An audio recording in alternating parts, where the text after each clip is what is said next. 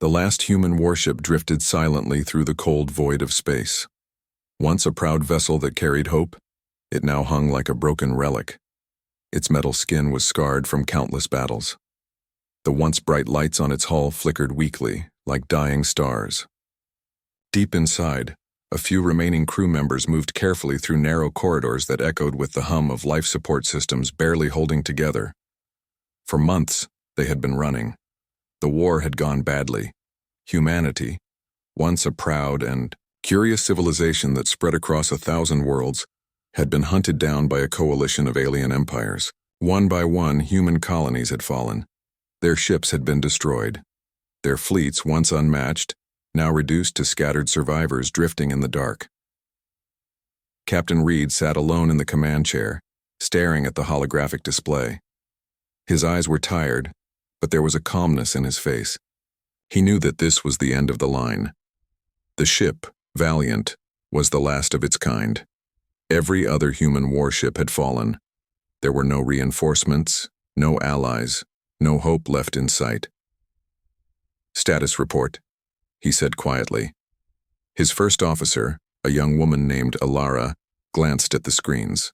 "Engines down to 20%. Power cells unstable. We have enough energy for maybe one last jump, but navigation's damaged. If we try, we might end up lost forever." Reed gave a small nod. He wasn't surprised. "How about the signal beacon?"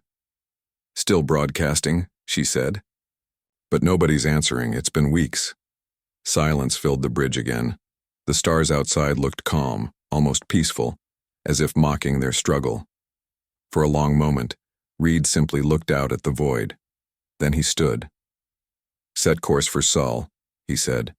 Ilara looked at him in shock. "Sol? Sir, Earth's been gone for years." "I know," Reed replied softly.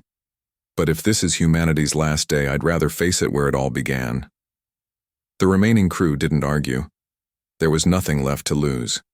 With what little power they had, they turned their dying ship toward humanity's birthplace. The journey was long and quiet. Most of the systems went dark to save power. The crew gathered together in the central hall, talking softly about old memories, about the blue skies of Earth, the smell of rain, the laughter of children. They were the last humans alive, and even though the universe had turned against them, they still remembered what it meant to live. After several days, Valiant reached the Sol system. What they saw made their hearts ache. The planets were quiet, the colonies gone. Earth hung before them, covered in gray clouds and dust. Once home to billions, it was now silent. Ilara whispered, "It's beautiful. Even now." Reed looked at the planet for a long time. Then something unexpected appeared on the scanner. "Captain," said the ship's engineer, a broad-shouldered man named Holt. "I'm picking up a massive energy reading from the moon." Reed frowned. "The moon? That can't be right. There shouldn't be anything left there." Holt adjusted the readings again. "It's deep underground, looks artificial. Massive power signatures, I've never seen anything like it." Reed's heart began to race.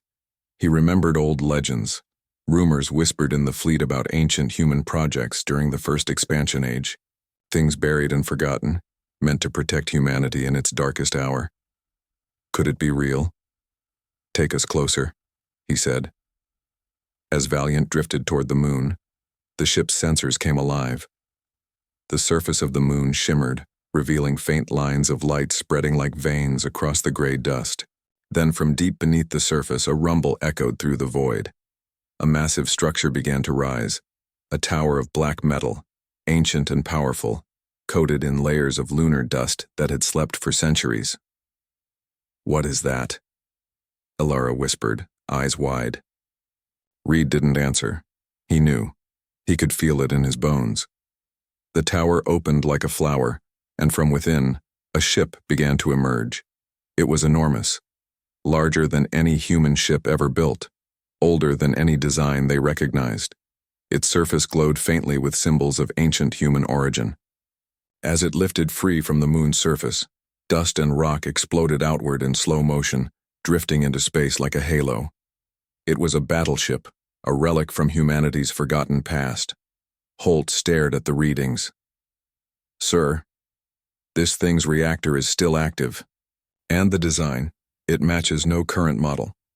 I think it's pre-Alliance era, maybe 2,000 years old." Reed looked at the ship with awe. "The Erebus," he murmured. "The first Sentinel." Ilara turned toward him. "You've heard of it?" Reed nodded. "It was built before the first human empire fell, designed to defend humanity if ever we faced extinction. But it was never used. They said it went missing." The ancient battleship floated silently, as if waiting. Then the Valiant's communication console crackled to life. A deep synthetic voice echoed through the bridge. "Identify yourselves." The crew froze. Ilara hesitated, then replied, "This is the human warship Valiant. We are the last of our kind." Silence. Then the voice spoke again. "Last of your kind?" Reed stepped forward. "Yes. Humanity has fallen, our worlds destroyed, our people gone. You were built to protect us, and now there's no one left to protect." For a moment, there was no response. Then the lights on the Erebus began to brighten. Its engines roared to life, a deep sound that vibrated through space. The old ship seemed to awaken fully, as if stirred from a long dream. "Then," said the voice, now filled with strange emotion, "humanity's guardian must not rest." Energy surged around the massive vessel. Systems came online one after another. The Erebus linked with the Valiant, transferring data and scanning their condition. Within moments, Reed's ship received a message. "Dock with me. You will be protected." The docking was rough, but successful. Once aboard the Erebus, the crew found themselves walking through corridors larger than city streets. Everything was built with precision, and though the ship was ancient, its systems still functioned perfectly. The walls glowed faintly with power. The air was fresh. It was like stepping into a piece of history that refused to die. The voice spoke again, now echoing through the corridors. "Captain Reed, I have analyzed your records. Humanity's fall is unacceptable. I was built to ensure survival. My awakening sequence begins now." Reed frowned. "What are you planning?" The voice replied, "Reconstruction." Outside, the Erebus's hull opened, releasing hundreds of small drones. They began scanning the solar system, collecting debris, gathering remains of old human structures. The ship's reactors pulsed brighter, and a new kind of energy field formed around it. The crew watched in disbelief as the ancient machine started, rebuilding satellites, communication relays, and even orbital defenses. Holt muttered, "It's rebuilding the old network." Ilara smiled faintly. Maybe humanity isn't gone after all." But then, alarms blared. "Multiple contacts," shouted Ilara. "Incoming fleet, non-human signatures." On the screen, dozens of alien warships appeared. They were sleek, cold, and armed to the teeth, the same kind that had destroyed the human colonies. They had followed Valiant to finish what they started. Reed stood tall. "All hands, battle stations."